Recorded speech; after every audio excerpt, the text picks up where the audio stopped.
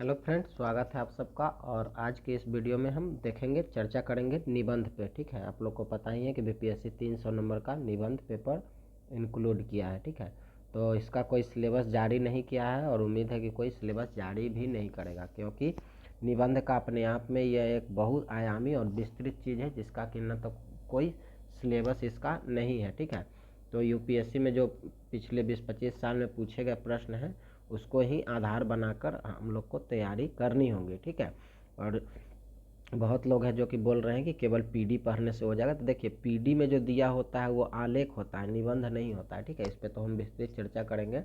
आलेख और निबंध में कुछ अंतरें होती है। ठीक है, जो आलेख जो होते हैं उसमें इन सब चीज़ों की प्रधानता नहीं होती है। ठीक है, जैसे कि यहाँ पर दिया गया है, इसकी चर्चा करेंगे। ये 2021 के आईएएस के एग्जाम में पूछे गया प्रश्न था निबंध से, जिसको कि हम एक आधार के रूप में आप लोग के सामने लाए हैं। ठीक है, और इस पर हम लोग चर्चा करेंगे कि किस प्रकार से। देखिए, किसी भी चीज़ में बदलाव होता है तो टेंशन लेने के बजाय अच्छा है कि आप कोई एक ऑथेंटिक सोर्स ले। ठीक है, ऑथेंटिक सोर्स में तो अभी हम बताएंगे कि हम 2-3 पब्लिकेशन के बुक को देखें जिसमें कि हमको दृष्टि, ठीक है, दृष्टि का बुक निबंध का ठीक ठाक लगा। देखिए, ठीक ठाक बुक का आशय यह है कि जिसको कि पढ़ के आपको कुछ समझ में आता है। ठीक है, एकदम नई चीज़ है और आपको जिस बुक को पढ़ के समझ में आता है वही बुक बेहतर है। ठीक है, तो हम इस बुक को पढ़ें दृष्टि का, तो हमको ये अच्छा लगा। ये निशांत जैन सर और विकास देवी कीर्ति जी का लिखा हुआ बुक है, तो इसको ही हम प्रेफर कर रहे हैं। और हमको लगता है कि इसको अगर अच्छे से इस बुक को पढ़ा जाए तो एक बेसिक पकड़ निबंध पे अच्छे से आ जाएगी। ठीक है, अच्छे से पकड़ आ जाएगी। इस पर सारे सेगमेंट्स को दिए गए हैं और अच्छे से एनालिसिस भी करके बताया गया है कि किस प्रकार से सेगमेंट्स बटे हुए हैं। तो उन्हीं बुक को हमने लगभग पढ़ा है, कल भी पढ़ा था, परसों भी पढ़ा है, तो उससे कुछ निष्कर्ष निकाला है और उस चीज़ को आप लोग के साथ शेयर करते हैं। और कुछ पढ़ेंगे भी और कुछ चीज़ें भी बताएंगे जिसको कि करके इसको कवर किया जा सकता है। ठीक है, एक थॉट विकसित किया जा सकता है। ज़रूरी नहीं है 50 किताब पढ़ना, एक ही किताब को 50 बार अच्छे से पढ़ के चीज़ों को समझा जा सकता है। ठीक है, तो सबसे पहले कुछ चीज़ें हमने निष्कर्ष के रूप में इस बुक से निकाला है, जो कि काफ़ी ज़्यादा दिया गया है। हमने 6-7 घंटा पढ़ा है, तो उस 6-7 घंटा की चीज़ को हम कोशिश करेंगे कि आधा एक घंटा में आप लोग को समझाने का प्रश्न कोशिश करें। और एक क्वेश्चन भी लिए हैं जो कि पूछा हुआ है, और इसका एक निबंध का क्वेश्चन जो कि पूछा हुआ है आईएएस का, और इसको किस प्रकार से कितने सुंदर तरीके से लिखे गए हैं।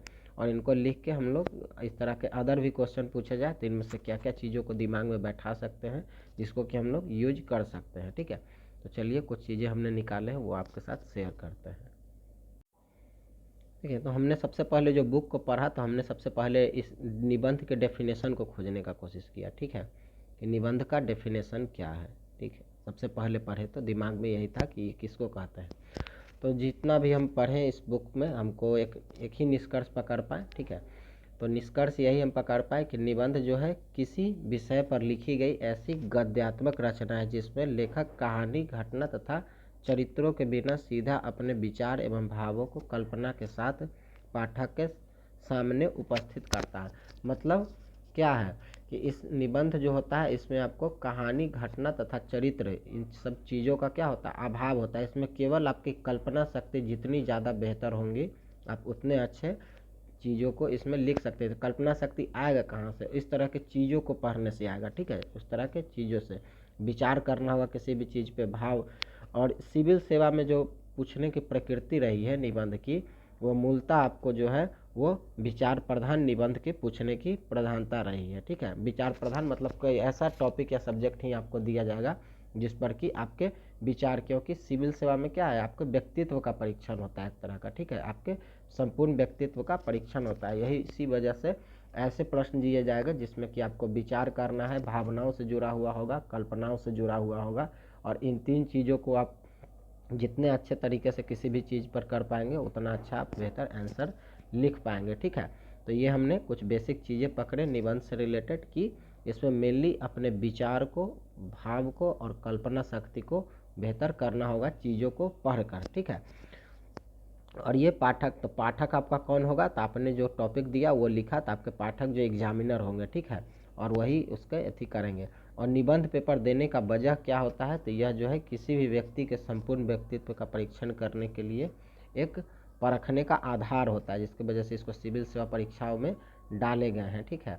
इस वजह से ये बीपीएससी 20 को डाला है। इसमें देखिए एग्जैक्ट क्वेश्चन आने का चांस बहुत कम रहेगा, पर हाँ आप कुछ सेगमेंट्स को कवर करते हैं तो वहीं से आते हैं, और कुछ चीज़ें कॉमन होंगी जो कि आप दिमाग में रखेंगे, उसको कोट करके यूज कर सकते हैं, ठीक है। जरूरी नहीं है कि बहुत ज़्यादा इसके लिए कोई साहित्य पेपर वगैरह पढ़ना होगा, आप चीज़ों को पढ़ के दिमाग में बैठा सकते हैं, ठीक है।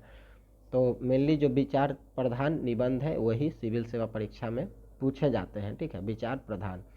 तो इस चीज़ों को हम बुक पढ़कर निकाले हैं, ठीक है, इस सब चीज़ों को निष्कर्ष कि 4-5 टाइप के निबंध होते हैं, लेकिन हम लोग को जो एग्जाम में पूछा जाता है निबंध वो मूलतः विचार प्रधान होता है, ठीक है। और देखिए इसके जो विषय है सेगमेंट्स जो कि कहाँ कहाँ से पूछे जा सकते हैं, तो वो है आपका सोशल सेक्टर से पूछे जाते हैं प्रश्न, सांस्कृतिक एवं साहित्यिक क्षेत्र से, आर्थिक क्षेत्र से, राजनीतिक क्षेत्र से, प्रशासनिक क्षेत्र से, प्रबंधकीय, दार्शनिक क्षेत्र से, धार्मिक एवं आध्यात्मिक क्षेत्र से, विज्ञान एवं तकनीकी क्षेत्र से, ऐतिहासिक क्षेत्र से, कूटनीतिक जैसे कि विभिन्न देशों के जो राजनीतिक संबंध है उन चीज़ों पर, महापुरुषों से जैसे रविन्द्रनाथ टैगोर हो गए, महात्मा गांधी हो गए, जयप्रकाश नारायण, मतलब जो भी महान व्यक्तित्व से रिलेटेड हो उनके बारे में आपको कुछ चीज़ें पढ़नी होंगी, ठीक है। लैंगिक हो गया, जेंडर बेस्ड जैसे कि महिला सशक्तिकरण, महिला अपराध वगैरह, या फिर लिंग में भेदभाव, पुरुष जाति का वर्चस्व, ये सब टाइप के बहुत सारी चीज़ें हैं। ऐतिहासिक परिप्रेक्ष्य में, ठीक है, जैसे प्रथम विश्व युद्ध, द्वितीय विश्व युद्ध, वर्तमान में जो तनाव चल रहे हैं उनसे, भौगोलिक चीज़ों के बारे में आपसे पूछे जा सकते हैं, ठीक है। तो मेनली इन्हीं जो है, इसका सेगमेंट तो बहुत बड़ा है, इसको बांटना बहुत कठिन काम है, पर फिर भी एक निष्कर्ष के रूप में जो पिछले 20-25 सालों से जो एग्ज़ाम में प्रश्न आ रहे हैं वो आपको इन्हीं सेगमेंट से प्रश्न आ रहे हैं, ठीक है। आप बुक भी लेंगे तो बुक में देखेंगे कि सेगमेंट्स को इसी प्रकार से बताया गया है, ठीक है। रिसर्च का भी किए गए हैं विकास देवी कीर्ति सर और निशांत जैन सर के द्वारा, और आपको बेसिक चीज़ें बताया गया है। तो अब इन सभी चीज़ों में मेनली जो इसमें सब चीज़ों का जो रोल है वो है करंट का, ठीक है। इसमें मूल्य जो रोल है करंट का, हर चीज़ में आपको करंट का। तो एक न्यूज़पेपर आपको पढ़ना चाहिए, ठीक है, डेली एक न्यूज़पेपर, उसका एडिटोरियल आपको पढ़ना बेहद ज़रूरी हो गया है इस पर पकड़ बनाने के लिए। और इन सब चीज़ों से जैसे कि आप करंट का पढ़ रहे हैं तो कोई कूटनीतिक चीज़ अगर चर्चा में है तो उसको आपको देखना होगा, विज्ञान तकनीकी का चीज़ देखना होगा मेनली, मतलब कि आपका जहाँ तक हम समझ पाए हैं कि 60% एरिया जो है इसमें भी आपका सेगमेंट करंट अफेयर के आलेख का ही होगा, ठीक है। और कुछ चीज़ें जो कि आपको देखने होंगे। अब इसके समक्ष लिखने में क्या क्या चीज़ें हैं का पालन करना होगा। सबसे पहले कि जो चैप्टर दिया हुआ होगा विषय, उसको सही से समझना कि एग्जैक्ट पूछ क्या रहा है, ठीक है। विषय से जुड़े बिंदु को खोजना होगा कि इससे रिलेटेड चीज़ों को, मतलब माइंड को ब्रॉड करना होगा। जैसे आपको दे देता है शिक्षा, ठीक है, आपको दे देता है शिक्षा, तो आप शिक्षा से रिलेटेड क्या क्या सोच सकते हैं, इसका फिजिकल एस्पेक्ट, इसका पॉलिटिकल एस्पेक्ट, इसका ह्यूमन एस्पेक्ट, ठीक है। मतलब हर तरह से आपको सोचना होगा इसके बारे में, इसका पॉजिटिव इफेक्ट इम्पैक्ट। और बिहार का एग्जाम है तो हर चीज़ में बिहार के बारे में भी सोचना होगा। जैसे देता है शिक्षा का विकास, ठीक है, शिक्षा का विकास, इसके सबसे पहले तो इसके हिस्टोरिकल बैकग्राउंड से उठाना होगा इसको, शिक्षा का प्रारंभ कब से हुआ, ठीक है।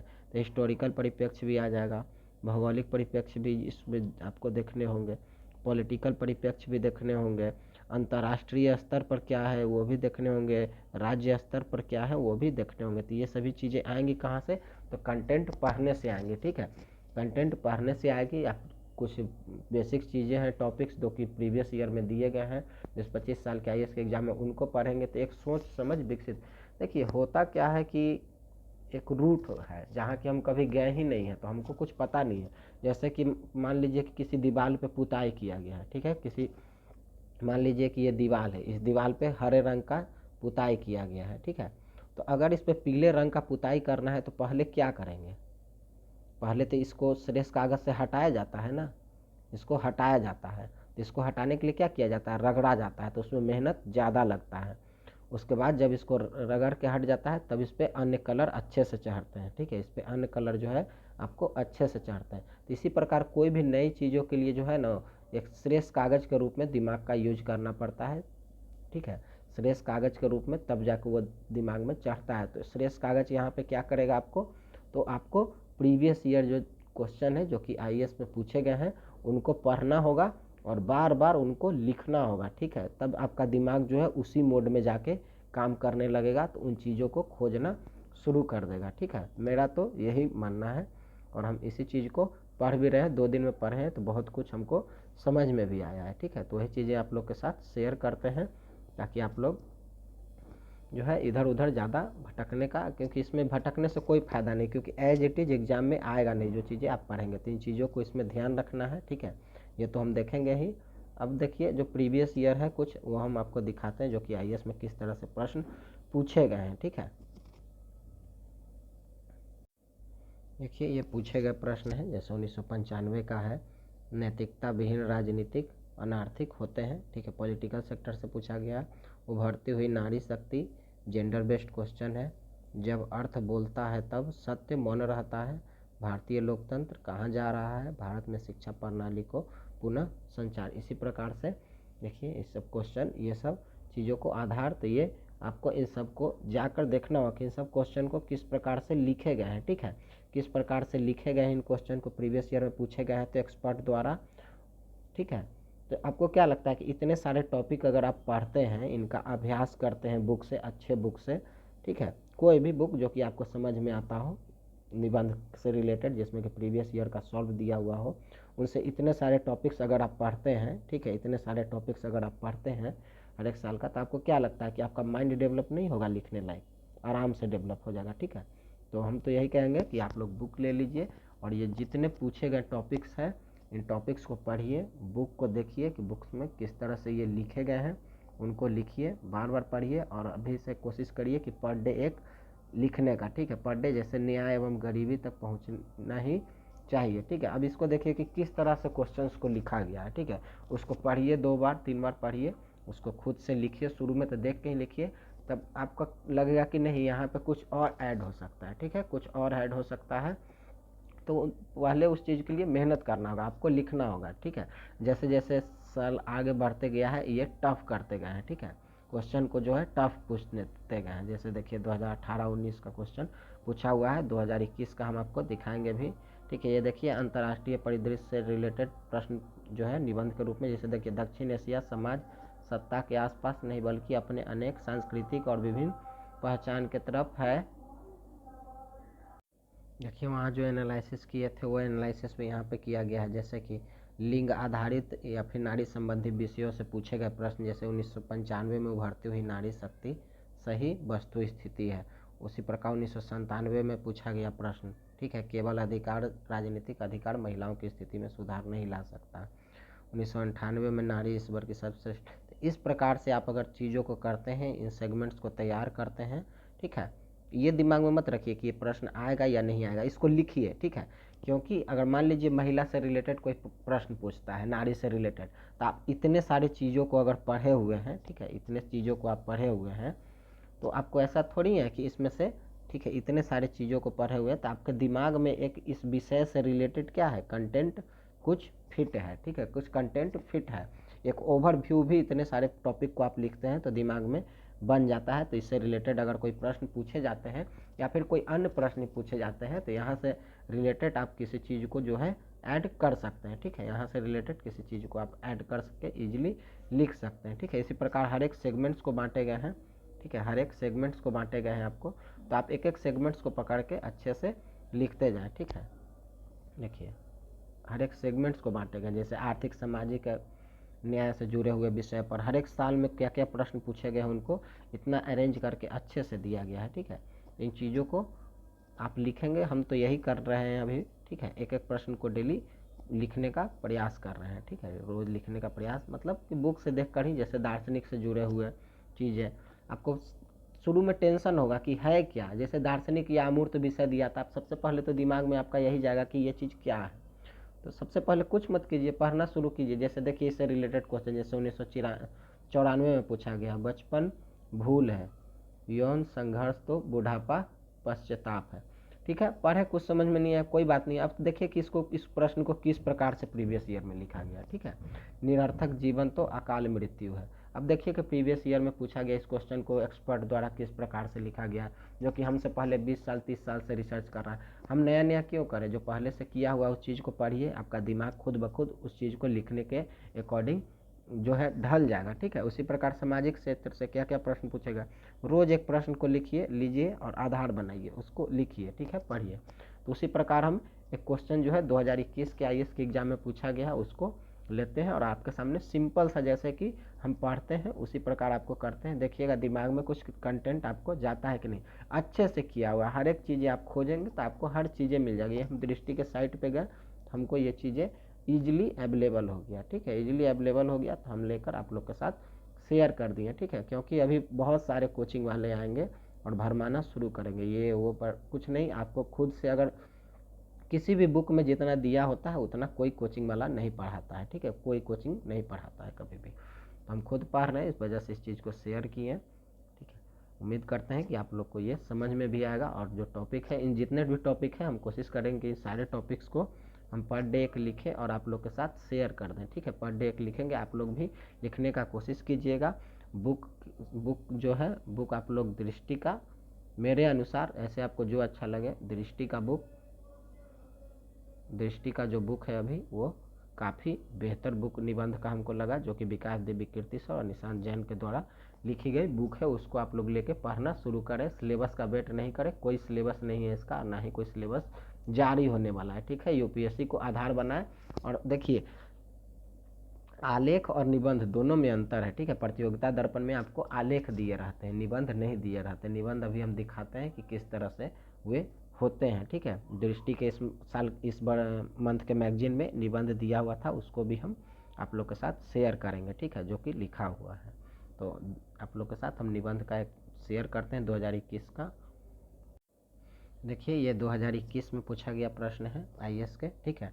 क्वेश्चन क्या पूछा गया था, आत्मसंधान की प्रक्रिया अब तक तकनीकी रूप से बाह्य स्रोत को सौंप दी गई है, ठीक है, सौंप दी गई है। तो अब देखिए सिंपल सा इस चीज़ को पढ़ के और इसके बारे में देखिए कि इसको किस तरह से स्टार्ट दे के लिखा गया है, ठीक है। तो यही चीज़ें जो है जो कि दिया हुआ है आपको, अपनी हालत का खुद एहसास नहीं है तुझको, मैंने औरों से सुना है कि मैं परेशान हूँ। यही चीज़ें जो है निबंध को आलेख से अलग करती है। ये चीज़ें आलेख में बहुत कम मात्रा में होते हैं, शायद कहीं कहीं आपको मिलेंगे, बट निबंध में इनकी प्रधानता बहुत ज़्यादा होती है और यही आपके आंसर को बूस्टअप करते हैं, ठीक है। इन चीज़ों का जितना ज़्यादा आप प्रयोग करेंगे ये आपके आंसर को उतना ज़्यादा बूस्टअप करते हैं, ठीक है। तो इसी वजह से आलेख जो है निबंध से अलग हो जाता है, ठीक है। तो देखिए इसको किस प्रकार से लिखा गया है, काफ़ी अच्छा, पढ़ने में भी काफ़ी इंटरेस्टिंग है ये, ठीक है, पढ़ने में भी काफ़ी अच्छा लगता है। तो शुरुआत इसका दिया गया है, अपनी हालत का खुद एहसास नहीं है तुझको, मैंने औरों से सुना है कि परेशान हूँ मैं।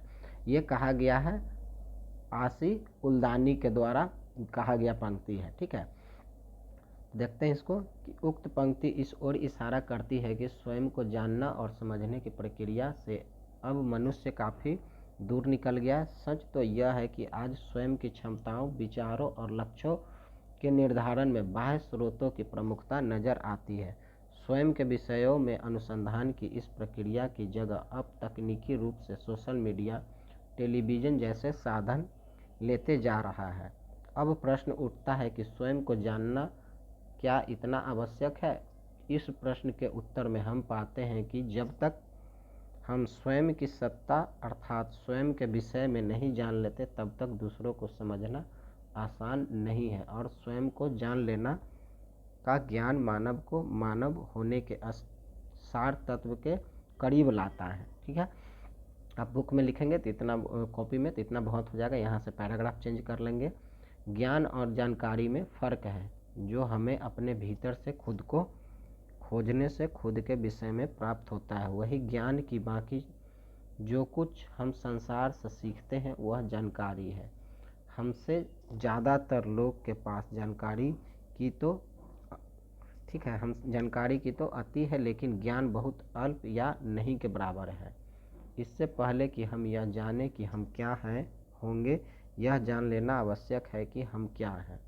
हम जो भी हैं उसे पहचान कर समझ कर ही उस भविष्य की रचना की जा सकती है, ठीक है।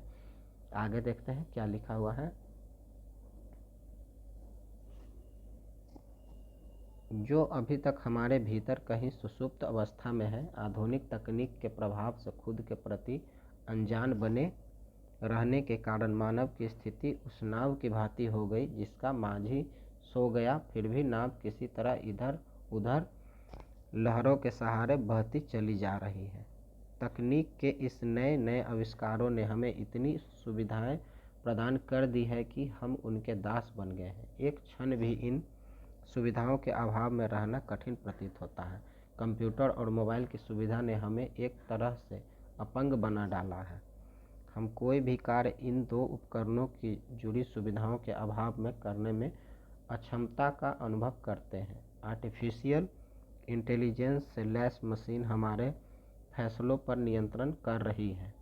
मशीनें हमारी हर कदम पर ट्रैक कर रही है। हमारी पसंद, सोच और हमारे विचार, जो हमारी व्यक्तिगत जानकारी है, उसे डेटा का प्रयोग कर बड़ी बिजनेस कंपनी ने सिर्फ पैसा कमा रही है, बल्कि वह हमारी इच्छा और हमारे निर्णयों को भी प्रभावित कर रही है। हमारे राजनीतिक और आर्थिक सोच को फेसबुक, ट्विटर जैसे सोशल मीडिया प्लेटफॉर्म प्रभावित कर रहे हैं। ऐसे में हमारे लिए उन चीज़ों को वापस पाने में काफ़ी देरी हो सकती है जो हमें इंसान बनाती है, या स्वतंत्र इच्छा और स्वायत्तता है। ठीक है, काफ़ी इंटरेस्टिंग है, पढ़ने में काफ़ी मज़ा आता है इसको। ठीक है, आपको पढ़िए, काफ़ी अच्छा लगेगा बुक को। खुद को जानने के महत्व पर बल देते हुए बुद्ध कहते हैं। ठीक है, अब यहाँ पे देखिए दिमाग को कितना डेवलप किया गया है, यहाँ पे बुद्ध का चीज़ को ऐड कर दिया है। ठीक है, तो देखिए यहाँ पर खुद को जानने के महत्व पर बल देते हुए बुद्ध कहते हैं अप दीपो भवा, यानी अपना दीपक स्वयं बनो। इससे व्यक्ति अपने जीवन के उद्देश्यों या किसी नैतिक अनैतिक प्रश्नों का फैसला स्वयं कर सकता है। इससे यह ज्ञान और नैतिकता के क्षेत्र में एक छोटे से बुद्धिजीवी वर्ग के एकाधिकार को चुनौती देकर हर व्यक्ति को उसमें प्रविष्ट होने का एक अवसर प्रदान करता है, जिससे व्यक्ति अपनी क्षमताओं के विषय में जानकर आत्मविश्वास की भावना से जीवन पथ पर आगे बढ़ता है। जब समाज का थोड़ी सी धुंधली है बट हम पढ़ देंगे। हर व्यक्ति स्वयं विचार करने लगता है तो किसी भी तरह के रूढ़िवाद और व्यक्ति पूजा के सामने गंभीर चुनौती खड़ी हो जाती है। ऐसे ही समाज से ज़्यादा नवाचार होते हैं, क्योंकि हर व्यक्ति अपनी सृजनात्मक का विकास कर पाता है। लेकिन तकनीक के दौर में अनुकरण की प्रवृत्ति सृजनात्मक पर हावी नज़र आती है, जो कहीं न कहीं नवाचार की जगह में बहुत बड़ी बाधा है। मनुष्य विवेकशील प्राणी होने के साथ साथ बलवान भी है, क्योंकि अपनी सूझबूझ से उसने प्रकृति के रहस्यों को खोज लिया है और इस कार्य में तकनीकी ने उसकी मदद की है। आदि मानव से लेकर प्रौद्योगिकी मानव तक के सफ़र में मानव ने तकनीकी के जरिए अपने जीवन को बेहतर से बेहतर बनाने का कार्य किया है। चाहे आग जलाने की तकनीक हो या पहिए का आविष्कार, ऐसे सभी तकनीकों की सहायता से मनुष्य ने सभ्यता के विकास में नित्य नए आयाम छुए हैं। तकनीक के आविष्कार के संदर्भ में चाक का आविष्कार मनुष्य के लिए एक जमाने में क्रांतिकारी तकनीक रही होगी, जिससे उसे सुडौल बर्तन बनाने में मदद मिली होगी। यहीं से यांत्रिक कार्य और मनुष्य के हाथों की स्वतंत्र सृजनात्मकता का द्वंद्व शुरू हुआ होगा। मनुष्य अपने हाथों से भी बर्तन बनाता था और अपनी सृजनात्मक क्षमता का प्रयोग करके वह उनको अलग अलग ढंग से विशिष्ट कलाकृतियों में ढाल सकता था। लेकिन चाक के आविष्कार द्वारा एक ही खांचे द्वारा एक रूपता भरे अनेक बर्तन निकालना संभव हो गया और इससे विशिष्टता समाप्त होने लगी। कुम्हार की रचनात्मक ब्रश चाक के सही प्रयोग में मिट्टी का सही संतुलन एक सीमित हो गई और वह तरह तरह के विविधतापूर्ण बर्तन बनाने की अपनी विशिष्टता को खो बैठा। ठीक है, वह कलाकार रचनाकार से दृढ़कार महज एक शिल्पकार ही रह गया। यही क्रम लगातार अनेक शिल्पों में कई तकनीकों द्वारा दोहराया गया। इससे उपभोक्ता को तो लाभ हुआ, लेकिन कलाकार पहले शिल्पकार और अंततः मजदूर के रूप में अवनत होकर अपनी रचनात्मक खो बैठे। ठीक है, विकास चाहे देश का हो या फिर व्यक्ति का, यह अनेक तरीकों से तकनीक की उचित वृद्धि और उनके विकास से जुड़ा हुआ है। मानव जीवन के अस्तित्व और प्रगति के लिए जरूरी है कि जीवन के हर पहलू में विज्ञान और तकनीकी का इस्तेमाल हो। इस बात को भी नज़रअंदाज नहीं किया जा सकता कि नवीन आविष्कारों ने हमें बहुत लाभ पहुंचाया है और यह तकनीक ही जिसने मानव जीवन को अत्यंत सहज, सरल और रोचक बना दिया है। सोशल मीडिया हमें हमारी मूलभूत अधिकारों को खुलकर उपयोग करने में एक बेहद कारगर जरिए के रूप में नज़र आता है, जहां हम अभिव्यक्ति की आज़ादी के अपने मूलभूत अधिकारों को बखूब आजमाते हैं और यहाँ पर सभी अपनी जाति, जन्म और भौगोलिक स्थिति के दरकिनार कर खुलकर अपनी राय और विचार रखते हैं। किशोरावस्था ऐसी समय है जब युवा अपनी पहचान को संतुष्ट करने और समाज में अपना स्थान पाने का प्रयास किया करते हैं। एक अध्ययन से पता चलता है जो युवा सोशल मीडिया पर अपनी राय व्यक्त करते हैं वो बेहतर प्रगति का अनुभव करते हैं। मानसिक स्वास्थ्य विशेषज्ञ और शोधकर्ता सोशल मीडिया का उपयोग प्रायः डेटा एकत्र करने के लिए करते हैं जो उनके अनुसंधान में योगदान करता है। ठीक है, सोशल मीडिया ने एक बड़ी आबादी को एक दूसरे के पक्ष में अपनी भावनाओं को अभिव्यक्त करने का अवसर दिया है। सशक्त भाव, विचार या ऊर्जा के अभिव्यक्ति और दुरुपयोग से यह बेहद सकारात्मक प्रभाव उत्पन्न कर सकता है। यह युवाओं के विचारों की और भावनाओं की दुनिया से जोड़ता है। इससे इनकार नहीं किया जा सकता कि किसी भी तकनीक के साथ उसके सही व गलत पक्ष जुड़े होते हैं, लेकिन तकनीक का प्रयोग न केवल मानव जीवन के उत्थान में बल्कि इस तरह होने चाहिए कि इसका लाभ पूरे जीव जगत व प्रकृति को भी मिले। ठीक है, हमारे जीवन का उद्देश्य क्या है? यदि हम इस प्रश्न का उत्तर खोजना है तो इसकी तलाश खुद के भीतर ही प्रारंभ करनी होगी। खुद को समझ लेने के बाद ही संसार से प्राप्त ज्ञान का सही उपयोग हो पाता, अन्यथा यह ज्ञान खोखला ही साबित होता है जो सिर्फ हमारे भीतर अहंकार का ही पोषण करता है। खुद को जानना ही ज्ञान की पराकाष्ठा है।